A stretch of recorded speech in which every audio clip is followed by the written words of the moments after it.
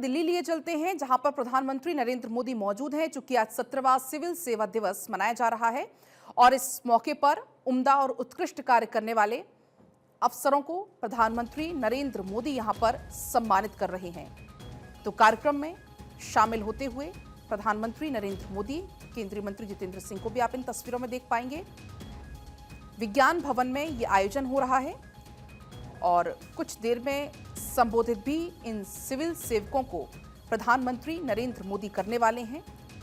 प्रशासन में जो बेहतर काम करते हैं, जो बेहतर प्रदर्शन करते हैं, उनको आज पुरस्कृत भी किया जा रहा है और ऐसे में 14 सिविल सेवकों को प्रधानमंत्री नरेंद्र मोदी पुरस्कृत करेंगे।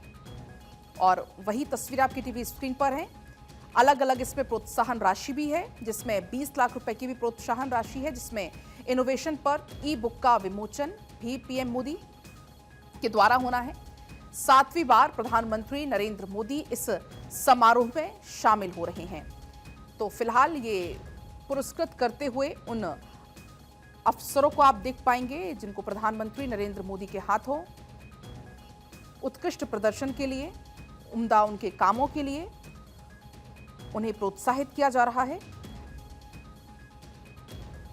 और चूंकि आज कई जगह कार्यक्रम हो रहे हैं, जो मुख्य कार्यक्रम है वो दिल्ली में चल रहा है, जहां पर पीएम मोदी मौजूद हैं। राष्ट्रीय लोक सेवा दिवस के अवसर पर केंद्र और राज्य सरकार के अधिकारियों को उनके द्वारा जो साल भर में काम किए जाते हैं, जो असाधारण काम उनके द्वारा किए गए, उसके लिए उनको यहां सम्मानित किया जा रहा है। और इस दिन अधिकारी मिलकर आने वाले सालों की योजना बनाते हैं, उस पर विचार विमर्श करते हैं और उन पर अपने मत प्रकट करते हैं। कई संस्थानों में सिविल सर्वेंट को बतौर अतिथि आमंत्रित किया जाता है, जहां पर वो अपने कार्य से जुड़े हुए अनुभव बांटते हैं। लेकिन जो मुख्य कार्यक्रम है वो दिल्ली में फिलहाल चल रहा है। यहां पर प्रधानमंत्री नरेंद्र मोदी सिविल सेवकों को सम्मानित कर रहे हैं, उनकी सराहना कर रहे हैं। तो फिलहाल ये तस्वीरें हैं आपकी टीवी स्क्रीन पर। सिविल सेवा में आपको बता दें, भारतीय प्रशासनिक सेवा, आईएएस, भारतीय पुलिस सर्विस, आईपीएस, भारतीय विदेश सेवा यानी कि आईएफएस और अखिल भारतीय सेवाएं, केंद्रीय सेवा समूह के लिए भारत में कई सारे जो परीक्षार्थी हैं वो परीक्षा इसके लिए देते हैं और ये सभी परीक्षाएं भारतीय लोक सेवा आयोग के तहत ही आती हैं। और ऐसे में 21 अप्रैल यानी कि आज के दिन हर साल मनाया जाता है सिविल सेवा दिवस और प्रधानमंत्री नरेंद्र मोदी ऐसे में सम्मानित करते हुए, जो इस बार सम्मानित किया जा रहा है, जो पुरस्कार दिए जा रहे हैं, उसमें भी अलग अलग कैटेगरी बनाई गई है। जैसे कि श्रेणी 1 में रखे गए हैं जिसमें जिलों का समग्र विकास, श्रेणी 2 में रखे गए हैं आकांक्षी ब्लॉक कार्यक्रम और श्रेणी 3 में रखे गए हैं नवाचार। तो ऐसे कुल 1588 नामांकन हुए थे। पुरस्कृत करने के लिए व्यापक मूल्यांकन उनका हुआ और उसके बाद 14 पुरस्कार विजेताओं को सूचीबद्ध किया, शॉर्टलिस्ट किया और इसके बाद प्रधानमंत्री उन्हें अभी सम्मानित कर रहे हैं। प्रधानमंत्री पुरस्कार में ट्रॉफी, स्क्रॉल और सम्मानित जिले संगठन को 20 लाख रुपए तक की प्रोत्साहन राशि पीएम के हाथों दी जा रही है। इसका उपयोग परियोजना, कार्यक्रम के क्रियान्वयन और लोक कल्याण के किसी भी क्षेत्र में संसाधनों की कमी को पूरा करने के लिए किया जाता है। तो लोक सेवा सुधार, चुनौतियां और अवसर, ये थीम इस बार रखी गई है, जिसका आयोजन यहां पर किया जा रहा है। इस अवसर पर शहरी परिवहन को मजबूत करने, आयुष्मान भारत, पीएम जन आरोग्य योजना और आयुष्मान आरोग्य मंदिर के माध्यम से स्वस्थ भारत को बढ़ावा देने, मिशन सक्षम आंगनवाड़ी, पोषण 2.0 के माध्यम से महिलाओं और बच्चों के लिए पोषण को बढ़ावा देना, इसका एक मकसद भी। और ऐसे में अलग अलग सत्र में ये आयोजित किया जा रहा है। आकांक्षी ब्लॉक कार्यक्रम पर 4 अलग अलग सत्र आयोजित किए जा रहे हैं। तो लगातार ये तस्वीरें आप तक हम पहुंचा रहे हैं दिल्ली के विज्ञान भवन से, जहां पर प्रधानमंत्री नरेंद्र मोदी इन सिविल सेवकों को उनके उम्दा कार्य की सराहना के लिए यहां पर सम्मानित कर रहे हैं। 2006 से शुरुआत हुई थी सिविल सेवा दिवस मनाने की और तब से हर साल आज के दिन यानी कि 21 अप्रैल को ये मनाया जाता है। इसका आयोजन दिल्ली में ही होता है। पीएम मोदी इसमें 7वीं बार आज शामिल हो रहे हैं। इस दिन पर विभिन्न सिविल सेवा अधिकारियों की उपलब्धता को गिनाया जाता है, उनके उम्दा कार्यों को गिनाया जाता है और वो तस्वीरें आप तक हम पहुंचा रहे हैं। जिस भी अधिकारी ने जो उम्दा काम किया है उसको उसके लिए पुरस्कृत किया जा रहा है। इस दिन प्रधानमंत्री उत्कृष्टता पुरस्कार ये प्रदान किए जा रहे हैं। ये पुरस्कार प्रशासन में बेहतरीन काम करने वाले अधिकारियों को ये दिए जाते हैं। तो ऐसे ये अधिकारी आज खुद प्रधानमंत्री नरेंद्र मोदी के हाथों सम्मानित हो रहे हैं और इससे सिविल सेवकों में एक नवाचार, सेवा में सुधार की भी एक प्रेरणा मिलती है। पुरस्कार चयन में पारदर्शिता और निष्पक्षता का खास तौर पर ख्याल रखा जाता है। 1588 से भी ज्यादा नॉमिनेशन हुए थे अवार्ड के लिए, लेकिन इसके बाद सूचीबद्ध किया गया, शॉर्टलिस्ट किया गया और 14 सिविल सेवकों को चुना गया जिनको 20 लाख रुपए की प्रोत्साहन राशि दी जाएगी, जिससे आने वाले जो काम हैं, विकास के काम हैं या जो योजना है, उनमें इस राशि का उपयोग किया जाएगा। तो ये देखिए, एक एक अधिकारी को फिलहाल यहां पर पीएम मोदी सम्मानित कर रहे हैं और इसके बाद फिर प्रधानमंत्री का संबोधन होना है। प्रशासन में बेहतर प्रदर्शन के लिए इन 14 सिविल सेवकों को पीएम सम्मानित कर रहे हैं। 20 लाख रुपए की प्रोत्साहन राशि उन्हें दी जा रही है। इनोवेशन पर ई बुक का भी विमोचन इस दौरान, और ऐसे में कुल 1588 नॉमिनेशन किए गए थे, नॉमिनेशन आए थे और निष्पक्षता के साथ शॉर्टलिस्ट किया गया, बाकायदा एक पूरी सूची बनाई गई और इसके बाद अब ये सम्मानित पीएम के द्वारा किया जा रहा है। दरअसल 21 अप्रैल 1947 को, आज के ही दिन 21 अप्रैल को सरदार वल्लभ भाई पटेल ने आईएएस अधिकारियों को संबोधित किया था और जब वो संबोधित कर रहे थे तब उन्होंने सिविल सेवकों को एक नाम दिया था और उन्हें स्टील फ्रेम कहा था। स्टील फ्रेम ऑफ इंडिया उनकी तरफ से कहा गया था, यानी कि जो प्रशासन की रीढ़ की हड्डी है। और उनका ये ऐतिहासिक भाषण रहा और उन्हीं के इस भाषण की याद में ये दिन चुना गया, 21 अप्रैल का दिन चुना गया और तब से हर साल आज के दिन 21 अप्रैल के दिन सिविल सेवकों को सम्मानित किया जाता है, उनका उत्साहवर्धन किया जाता है, उनको प्रोत्साहन दिया जाता है उम्दा कार्यों के लिए।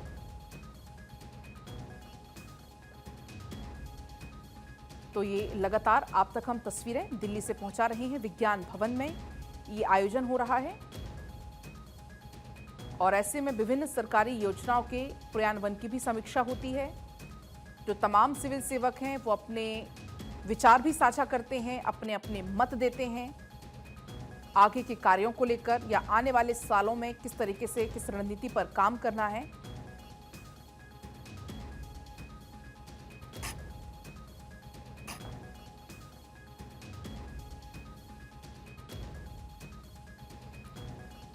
और लगातार ये दिल्ली से आप तक हम तस्वीरें पहुंचा रहे हैं सिविल सेवा दिवस जिसका आयोजन हो रहा है और ऐसे में प्रधानमंत्री नरेंद्र मोदी फिलहाल उन्हें सम्मानित कर रहे हैं तमाम सिविल सेवकों को। इसी बीच हमारी पॉलिटिकल एडिटर अदिति नागर जुड़ गई हैं। अदिति, लगातार हम तस्वीरें पहुंचा रहे हैं दर्शकों तक कि एक एक सिविल सेवक को कैसे प्रधानमंत्री नरेंद्र मोदी उनके उत्कृष्ट कार्य के लिए यहाँ पर सम्मानित कर रहे हैं। बिल्कुल, देखिए, प्रधानमंत्री नरेंद्र मोदी 7वें सिविल सेवा दिवस पर आज विज्ञान भवन में ये लोक सेवकों को संबोधित कर रहे हैं। इस समय कार्यक्रम चल रहा है। जितेंद्र सिंह जी उनके साथ मौजूद हैं। आपको बता दें, वो समग्र विकास, आकांक्षी ब्लॉक और नवाचार श्रेणियों में 16 प्रधानमंत्री पुरस्कार प्रदान करेंगे। आपको बता दें कि मोदी ई पुरस्कारों का विमोचन करेंगे, जिनमें प्राथमिकता कार्यक्रमों की सफलता की कहानियां शामिल होंगी। सबसे ज्यादा महत्वपूर्ण बात यह है, और इसके साथ साथ यह आयोजन लोक सेवा के जन कल्याण और उसमें उत्कर्ष कार्य को प्रेरित करने के लिए किया जा रहा है। आपको बता दें कि प्रधानमंत्री नरेंद्र मोदी विज्ञान भवन में लोक सेवकों को संबोधित कर रहे हैं। 16 पुरस्कार दिए जा रहे हैं और इसमें समग्र विकास, आकांक्षी ब्लॉक और नवाचार पर ई पुरस्कार जो हैं वो जारी होंगे। इसके साथ साथ जैसा मैंने आपको बताया कि सिविल सेवा दिवस पर लोक सेवा जन कल्याण, जो लोक सेवक जन कल्याण के लिए पुनः समर्पित होंगे, उसके लिए प्रधानमंत्री के भाषण में भी तमाम तरीके की बातें हैं। तो ये एक तरीका है और आप देखते हैं कि चाहे सरकारें चलती हों, चाहे एडमिनिस्ट्रेशन चलते हों, सबसे ज्यादा महत्वपूर्ण है कि सिविल सेवक किस तरीके से काम करते हैं। वो अपने आप में जो एक एग्जाम्पलरी काम होता है, और उसी को के बारे में संबोधित करते हुए प्रधानमंत्री ने ये भी कहा कि प्रधानमंत्री ने सदैव देश भर के लोक सेवकों को नागरिक के हित में समर्पित होने, जन सेवा के लिए प्रतिबद्ध होने और अपने काम में उत्कर्ष प्राप्त करने के लिए प्रोत्साहित किया जा रहा है। आपको ये भी बता दें कि जो पुरस्कार प्रधानमंत्री देंगे, इस वर्ष प्रधानमंत्री लोक सेवकों को जिलों के समग्र विकास, जिसपे सबसे ज्यादा ध्यान होता है सरकारों का कि किस तरीके से डेवलपमेंट हो ग्रामीण इलाकों में, तो जिलों के समग्र विकास, फिर आकांक्षी ब्लॉक कार्यक्रम, इसके साथ साथ नवाचार में श्रेणियां जो अलग अलग हैं, 16 पुरस्कार दिए जा रहे हैं और इसके माध्यम से आम नागरिकों के कल्याण के लिए किए गए कार्यों के लिए सम्मानित किया जा रहा है। आपको बता दें कि जीएम जो मोदी समग्र विकास और नवाचारों को लेकर भी इसमें अलग अलग श्रेणियां इस में दी गई हैं। चिन्हित प्राथमिकता वाले कार्यक्रमों को भी इसमें अलग अलग श्रेणियां दी गई हैं। कई ऐसे कहानियां भी शामिल हैं जो एक एग्जाम्पल की तरह खड़ी होती हैं कि इस सिविल सेवकों को किस तरीके से काम करना चाहिए। तो जाहिर तौर पे ये प्रेरणा और एक मोटिवेशन के लिए कार्यक्रम की बहुत महत्वपूर्ण ये आज एग्जाम्पल है। पूरे देश भर से इसमें लोग जुड़ भी रहे हैं और 16 पुरस्कार इसमें दिए जा रहे हैं।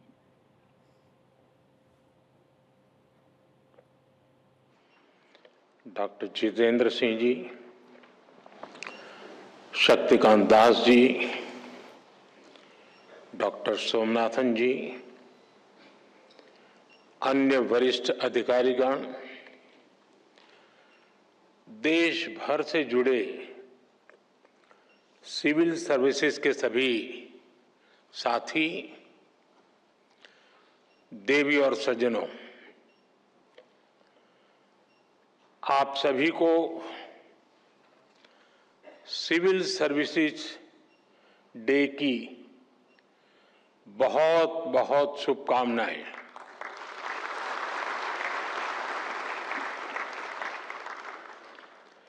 इस बार का सिविल सर्विस डे कई वजहों से बहुत विशेष है। इस साल हम अपने संविधान का 75वां वर्ष मना रहे हैं और ये सरदार वल्लभ भाई पटेल जी की 150वीं जयंती का भी साल है। 21 अप्रैल 1947 को सरदार वल्लभ भाई पटेल ने आप सभी को स्टील फ्रेम ऑफ इंडिया कहा था। उन्होंने स्वतंत्र भारत की ब्यूरोक्रेसी की नई मर्यादाएं तय की थी। एक ऐसा सिविल सर्वेंट जो राष्ट्र की सेवा को अपना सर्वोत्तम कर्तव्य माने, जो लोकतांत्रिक तरीके से प्रशासन चलाए, जो ईमानदारी से, अनुशासन से, समर्पण से भरा हुआ हो, जो देश के लक्ष्यों के लिए दिन रात काम करे। आज जब हम विकसित भारत बनाने के संकल्प के साथ आगे बढ़ रहे हैं, तो सरदार वल्लभ भाई पटेल की ये बातें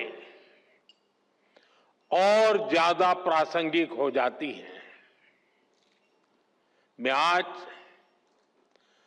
सरदार साहब के विजन को नमन करता हूं और उनको भावभीनी श्रद्धांजलि भी देता हूं। साथियों, कुछ समय पहले मैंने लाल किले से कहा था कि आज के भारत को आने वाले 1000 साल की नींव को मजबूत करना है। एक हिसाब से देखें तो 1000 साल की सहस्त्राब्दी में पहले 25 साल बीत गए हैं। ये नई शताब्दी का 25वां साल है और नए मिलेनियम यानी नई सहस्त्राब्दी का भी 25वां साल है। हम आज जिन नीतियों पर काम कर रहे हैं, जो निर्णय ले रहे हैं, वो 1000 साल का भविष्य तय करने वाले हैं। हमारे शास्त्रों में कहा गया है, यथा ही एकेन चक्रेण नरथस्य गति ही भवेत् एवं पुरुष कौर्ण बिना दैवम न सिद्ध्यति। यानी जैसे एक चक्र से रथ नहीं चल सकता है, उसी प्रकार बिना मेहनत के सिर्फ भाग्य के भरोसे सफलता नहीं मिलती। विकसित भारत के हमारे लक्ष्य की प्राप्ति के लिए भी विकास रथ के हर चक्र को मिलकर चलना है। दृढ़ प्रतिज्ञ होकर हर दिन हर क्षण इस लक्ष्य के लिए काम करना है। लक्ष्य को प्राप्त करने के लिए जीना है, जिंदगी खपानी है। साथियों, आज हम पूरी दुनिया को तेज गति से बदलते हुए देख रहे हैं।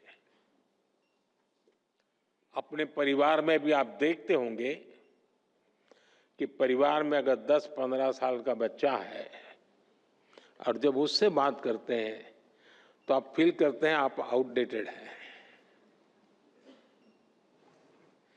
ये इसलिए होता है क्योंकि समय बहुत तेजी से बदल रहा है। हर 2-3 साल में गैजेट्स कैसे बदल रहे हैं, कुछ समझे सीखे उसके पहले नया आ जाता है। हमारे छोटे छोटे बच्चे इन तेज बदलावों के साथ बड़े हो रहे हैं। हमारी ब्यूरोक्रेसी, हमारा कामकाज, हमारी पॉलिसी मेकिंग भी पुराने ढर्रे पर नहीं चल सकती। इसलिए 2014 के बाद से देश में व्यवस्था परिवर्तन का एक बहुत बड़ा महायज्ञ शुरू हुआ है। हम इस तेज स्पीड के साथ खुद को तेजी से ढाल रहे हैं। आज भारत की एस्पिरेशनल सोसाइटी, भारत के युवा, भारत के किसान, भारत की महिलाएं, उनके सपनों की उड़ान आज जिस ऊंचाई पर है वो वाकई अभूतपूर्व है। इन अभूतपूर्व आकांक्षाओं की पूर्ति के लिए अभूतपूर्व गति भी आवश्यक है। आने वाले वर्षों में भारत कितने ही बड़े बड़े पड़ावों से गुजरेगा। एनर्जी सिक्योरिटी से जुड़े लक्ष्य, क्लीन एनर्जी से जुड़े लक्ष्य, स्पोर्ट्स से लेकर के स्पेस को लेकर, यानी ऐसे अनेक नए लक्ष्य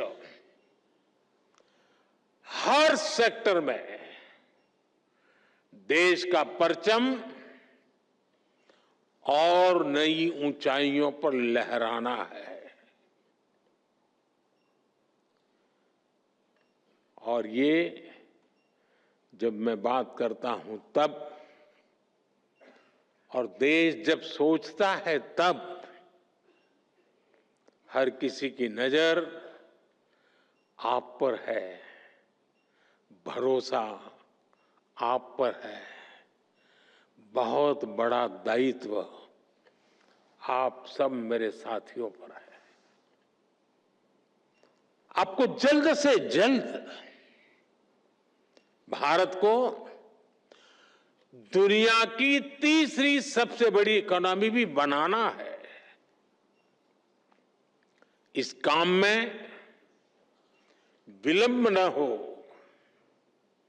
ये हम सभी को सुनिश्चित करना है।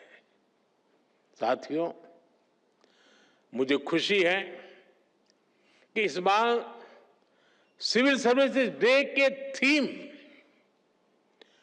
होलिस्टिक डेवलपमेंट ऑफ इंडिया रखी गई है। ये सिर्फ एक थीम नहीं है, ये हमारा कमिटमेंट है। देश की जनता से हमारा वादा है। होलिस्टिक डेवलपमेंट ऑफ इंडिया यानी no village left behind, no family left behind, no citizen left behind. असल प्रगति का मतलब छोटे बदलाव नहीं, बल्कि फुल स्केल इंपैक्ट होता है। हर घर में क्लीन वाटर, हर बच्चे को क्वालिटी एजुकेशन, हर एंटरप्रेन्योर को फाइनेंशियल एक्सेस और हर गांव को डिजिटल इकोनॉमी का लाभ। ऐसी ही बातें हैं जो होलिस्टिक डेवलपमेंट, मैं मानता हूं, क्वालिटी इन गवर्नेंस सिर्फ स्कीम्स लॉन्च करने से नहीं आती, बल्कि क्वालिटी इन गवर्नेंस इससे तय होती है कि वो स्कीम कितनी गहराई तक जनता के बीच पहुंची और उसका कितना रियल इंपैक्ट हुआ। आज राजकोट हो, गोमती हो, तिनसुकिया हो, कोरापुट हो, ऐसे कितने ही जिलों में हम यही इंपैक्ट देख रहे हैं। स्कूल में अटेंडेंस बढ़ाने से लेकर सोलर पावर तक अनेक जिलों ने बहुत अच्छा काम किया और जो तय किया वो पूरा करके दिखाया, और उसमें से कई जिलों को आज पुरस्कार दिया गया है। मैं इन सभी जिलों और योजनाओं से जुड़े साथियों को भी आज विशेष बधाई देता हूं। साथियों, बीते 10 सालों में भारत ने इंक्रीमेंटल चेंज से आगे बढ़कर इंपैक्टफुल ट्रांसफॉर्मेशन तक का सफर देखा है। आज भारत का governance model next generation reform पर फोकस कर रहा है। हम टेक्नोलॉजी और इनोवेशन और इनोवेटिव प्रैक्टिसेस के जरिए सरकार और नागरिकों के बीच की दूरी समाप्त कर रहे हैं। इसका इंपैक्ट ग्रामीण और शहरी क्षेत्रों के साथ साथ दूर दराज के इलाकों में भी दिख रहा है। आपसे एस्पिरेशनल डिस्ट्रिक्ट की कई बार चर्चा हुई है। लेकिन एस्पिरेशनल ब्लॉक्स की सफलता भी उतनी ही शानदार है। आप जानते हैं, ये प्रोग्राम 2 साल पहले जनवरी 2023 में लॉन्च हुआ था। सिर्फ 2 साल में इन ब्लॉक्स ने जो बदलाव दिखाए हैं वो अभूतपूर्व है। इन ब्लॉक्स में हेल्थ, न्यूट्रिशन, सोशल डेवलपमेंट और बेसिक इंफ्रास्ट्रक्चर के कई इंडिकेटर्स में शानदार प्रगति हुई है और कुछ स्थान पर तो राज्य की एवरेज से भी आगे निकल गए हैं। राजस्थान के टोंक जिले के पीपलू ब्लॉक पिछले 11 वर्षों में हमने डिले सिस्टम को खत्म करने की कोशिश की है। हम नए प्रोसेसेस बना रहे हैं। हम टेक्नोलॉजी के माध्यम से टर्न अराउंड टाइम को घटा रहे हैं। ईज ऑफ बिजनेस को बढ़ावा देने के लिए हमने 40,000 से ज्यादा कंप्लायंसेस को खत्म किया है।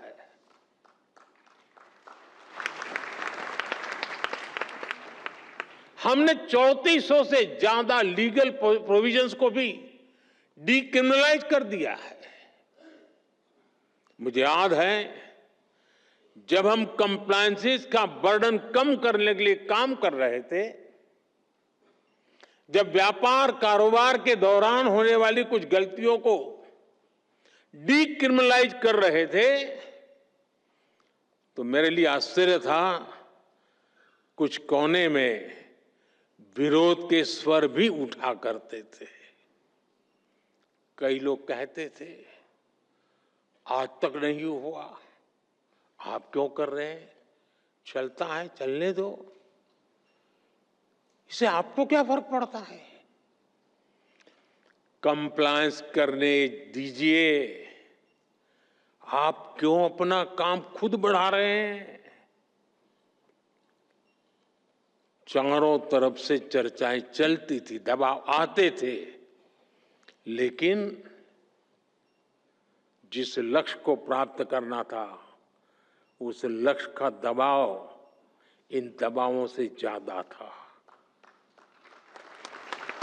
और इसलिए हम दबावों से दबे नहीं, हम लक्ष्य के लिए चल पड़े। हम पुरानी लीक पकड़कर चलेंगे तो हमें नए परिणाम मिलना मुश्किल है। जब हम कुछ अलग करेंगे, और तभी तो अलग परिणाम भी मिलेंगे। और आज इसी सोच की वजह से हमारी ease of doing business ranking में काफी सुधार हुआ है। आज दुनिया भारत में निवेश करने के लिए बहुत उत्सुक है, और ये हमारा काम है कि हम अवसर जाने न दें। हमें इस अवसर का पूरा लाभ उठाना है। हमें राज्यों के स्तर पर, जिला और ब्लॉक स्तर पर रेड टेप की हर गुंजाइश को खत्म करना है। तभी आप राज्यों के स्तर पर, जिला स्तर पर अपने लक्ष्यों को प्राप्त कर पाएंगे। साथियों, पिछले 10-11 साल की देश की जो सफलताएं रही है, उन्होंने 3 करोड़ नए घर बनाने का लक्ष्य हमारे सामने है। हमने 5-6 सालों में 12 करोड़ से ज्यादा ग्रामीण घरों को नल कनेक्शन से जोड़ा है। अब हमें जल्द से जल्द गांव के हर घर को नल कनेक्शन से जोड़ना है। 10 साल में हमने गरीबों के लिए 11 करोड़ से ज्यादा शौचालय बनाए। अब हमें वेस्ट मैनेजमेंट से जुड़े नए लक्ष्यों को जल्द से जल्द प्राप्त करना है। कोई सोच भी नहीं सकता था कि करोड़ों गरीबों को 5 लाख रुपए तक का मुफ्त इलाज मिलेगा। अब हमें देश की जनता में न्यूट्रिशन को लेकर नए संकल्पों को सिद्ध करना है। हमारा एक ही लक्ष्य होना चाहिए, 100% कवरेज, 100% इम्पैक्ट। इसी अप्रोच ने 10 साल में 25 करोड़ लोगों को गरीबी से बाहर निकाला है। यही अप्रोच भारत को गरीबी से पूरी तरह मुक्त करेगा। साथियों, एक दौर ऐसा था जब ब्यूरोक्रेसी का रोल एक रेगुलेटर का होता था, जो इंडस्ट्रियलाइजेशन और एंटरप्रेन्योरशिप की स्पीड को कंट्रोल करती थी। इस सोच से भी देश बहुत आगे निकल चुका है। आज हम ऐसा एनवायरनमेंट क्रिएट कर रहे हैं जो सिटीजन में एंटरप्राइज को प्रमोट करे और उन्हें हर बैरियर को क्रॉस करने में मदद दे। इसलिए सिविल सर्विस को एनेबलर बनाना होगा, सिर्फ रूल बुक के कीपर के रूप में ही नहीं, बल्कि ग्रोथ के फैसिलिटेटर के रूप में अपना विस्तार करना होगा। मैं आपको एमएसएमई सेक्टर का उदाहरण दूंगा। आप जानते हैं, देश ने मिशन मैन्युफैक्चरिंग शुरू किया है। इसकी सफलता का बहुत बड़ा आधार हमारा एमएसएमई सेक्टर है। आज दुनिया में हो रहे बदलावों के बीच हमारे एमएसएमईज, स्टार्टअप्स और युवा उद्यमियों के पास एक अभूतपूर्व ऐतिहासिक अवसर है। ऐसे में ये जरूरी है कि हम ग्लोबल सप्लाई चेन में अधिक कॉम्पिटिटिव बने। हमें यह भी याद रखना है कि एमएसएमईज का कंपटीशन सिर्फ छोटे एंटरप्रेन्योर से नहीं है, इनकी प्रतिस्पर्धा पूरी दुनिया से है। अगर एक छोटे से देश में किसी इंडस्ट्री के पास हमसे बेहतर ईज ऑफ कंप्लायंसेस है, तो वो हमारे देश के स्टार्टअप का ज्यादा मजबूती से मुकाबला करेगा। इसलिए हमें ये निरंतर देखना होगा कि ग्लोबल बेस्ट प्रैक्टिसेस में हम कहां स्टैंड कर रहे हैं। भारत के इंडस्ट्री का लक्ष्य अगर ग्लोबली बेस्ट प्रोडक्ट बनाने का है, तो भारत की ब्यूरोक्रेसी का लक्ष्य दुनिया में सबसे best ease of compliances environment देने का होना चाहिए।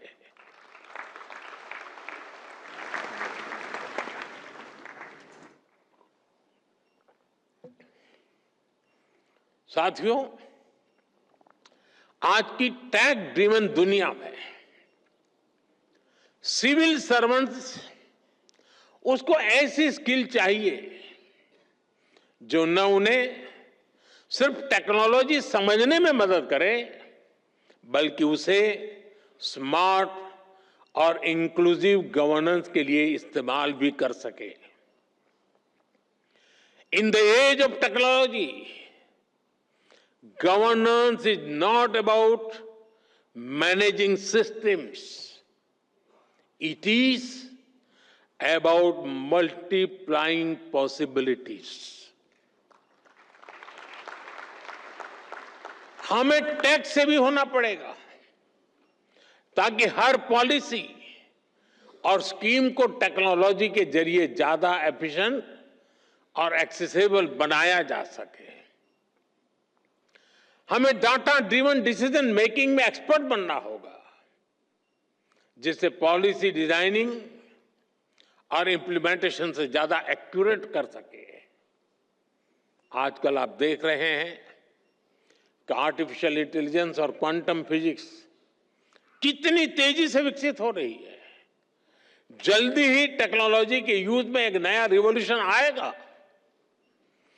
ये उस डिजिटल और इंफॉर्मेशन एज से कहीं आगे होगा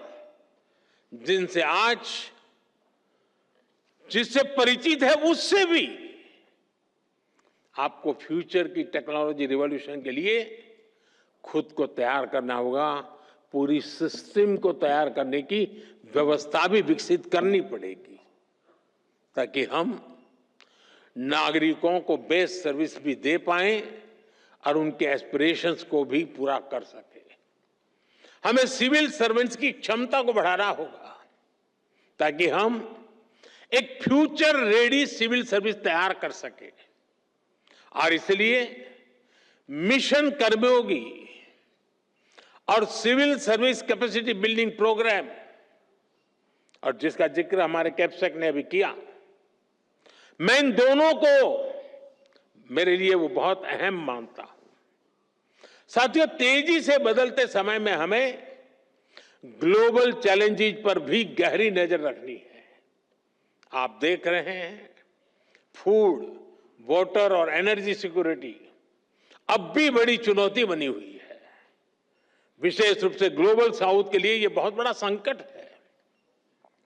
लंबे समय से चल रहे संघर्षों के कारण कई देशों में हालात और मुश्किल होते जा रहे हैं। इसका असर लोगों पर पड़ता है, रोजमर्रा के जीवन